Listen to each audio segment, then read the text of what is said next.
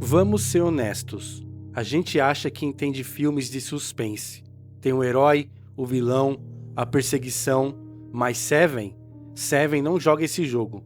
Ele te engana, te faz pensar que é sobre uma investigação, sobre encontrar um assassino, mas não é. É sobre uma ideia doentia que se espalha como um vírus pela cidade, e no fim, pela nossa própria mente. John Doe, o nosso vilão, não é um psicopata comum. Pensa nele como um professor distorcido, um artista macabro.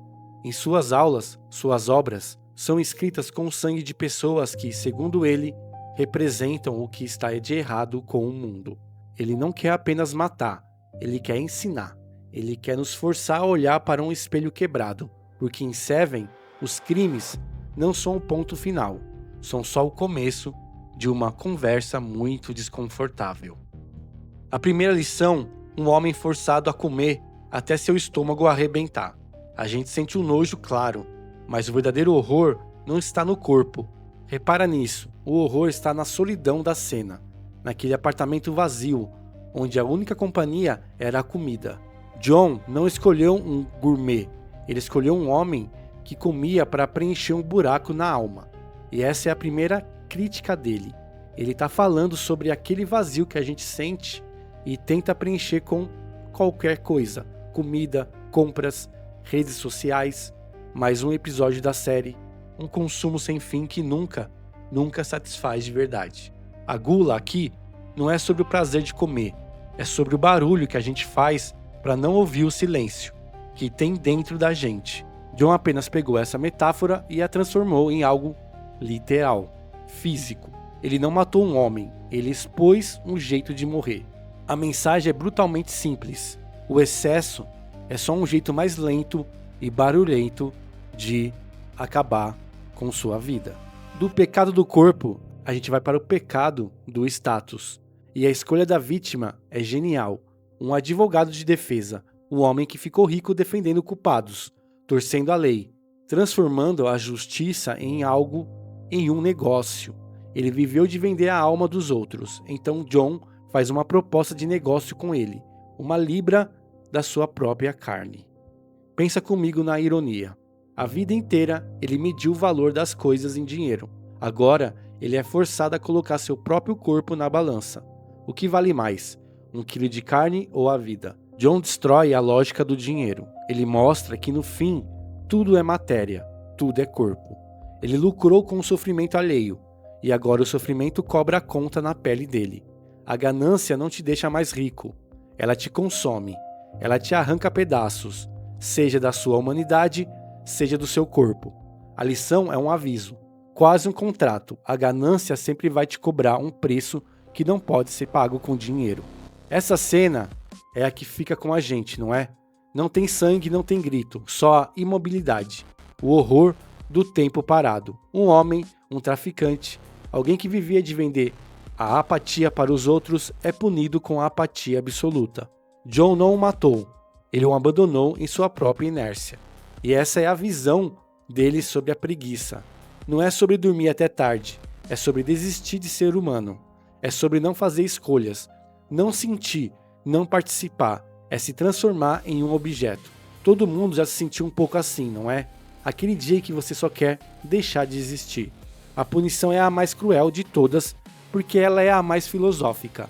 Uma não-vida, uma existência que é só corpo, sem alma, sem vontade, mantido vivo por máquinas. É uma imagem perfeita do que acontece quando a gente para de lutar, quando a gente se entrega. A mensagem é um sussurro no escuro.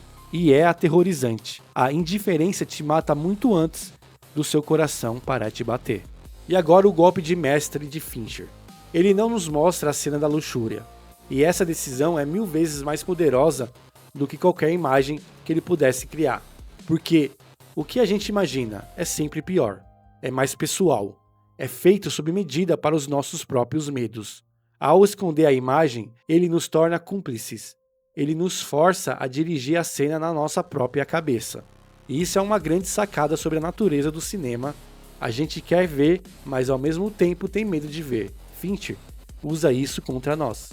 Ele nos faz pensar na ideia por trás do ato, na desumanização, em como o desejo Quando é egoísta e violento, transforma o outro em um objeto, em uma coisa. A violência não está na tela, está na nossa mente. E esse tipo de horror a gente não esquece, a gente leva para casa. A lição é um trauma. O desejo que ignora a alma do outro é a forma mais pura de tortura. Uma modelo, a vida dela, a carreira, o valor dela, tudo estava no seu rosto. E John, com uma crueldade cirúrgica, ataca exatamente isso. Ele não lhe deu uma escolha entre vida e morte. Ele deu uma escolha entre duas mortes. A morte do corpo ou a morte da sua identidade. E ela escolheu morrer. Por quê? Porque ela foi ensinada a vida inteira que o seu valor estava na sua imagem. John não puniu a mulher. Ele expôs a cultura que a criou. Uma cultura que até hoje nos bombardeia com imagens de perfeição e nos diz que a aparência é tudo. Quem nunca se sentiu pressionado por isso? O orgulho aqui é essa armadilha. A armadilha de acreditar que você é a sua imagem no espelho ou a sua foto no perfil. A escolha da modelo não foi livre. Foi a conclusão trágica de uma vida inteira sendo julgada pela capa. A mensagem é uma sentença. O orgulho na própria imagem pode transformar sua identidade em uma prisão. E então o jogo vira de um jeito que ninguém esperava. O vilão se entrega e confessa seu próprio pecado, inveja. Mas ele não inveja o dinheiro do advogado ou a beleza da modelo. Olha o detalhe, ele invejava a vida simples do detetive, a esposa que o amava, o cachorro, um futuro normal. E essa é a confissão mais humana. Por isso mesmo, a mais assustadora de todas. Tudo aquele plano elaborado, toda aquela, entre aspas, arte macabra, nasceu de um sentimento pequeno e pobre, um rancor por não ter a felicidade simples, que ele via no outro. Ele é o intelectual que despreza a normalidade, mas que no fundo daria tudo para tê-la. Ao admitir isso, ele se torna o pecado número 6. Ele se inclui na própria crítica. E essa honestidade brutal é o que o torna tão aterrorizante. Ele não é um hipócrita. Ele vive e morre pela sua filosofia. A lição vem da boca do próprio diabo. A inveja é um veneno que você toma em segredo, esperando que o outro morra.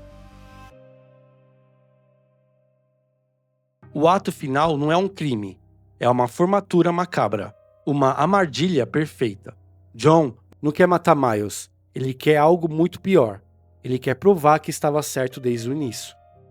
Ele entrega a caixa e dentro dela a prova final de sua tese, de que qualquer homem, até o homem bom, o idealista, que acredita na justiça, pode ser reduzido a um pecado ambulante.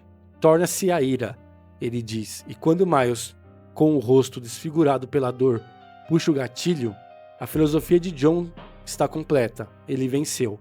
Sua vitória não era sobreviver, era ter sua visão do mundo sombria confirmada pelas mãos do seu maior opositor.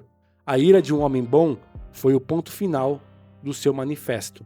A mensagem é a derrota de todos nós. A conclusão devastadora.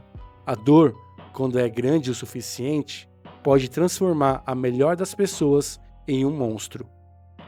E é assim que o mal vence de verdade. No fim, não sobram heróis, só 2 homens quebrados. Um que achava que a distância o protegeria, que aprende a se omitir também é uma forma de perder, e o outro que acreditava na luta, aprende que lutar pode te transformar naquilo que você mais odeia. Ambos foram engolidos pela tese de John. Mas Seven não acaba nos créditos. Ele continua aqui, agora, na nossa vida. Ele nos faz olhar para os nossos próprios pequenos pecados. A gula por mais um episódio, mais uma compra, a inveja silenciosa da vida perfeita do outro no Instagram, a preguiça de questionar, de se importar, a ira que explode no trânsito por uma fechada. John está morto.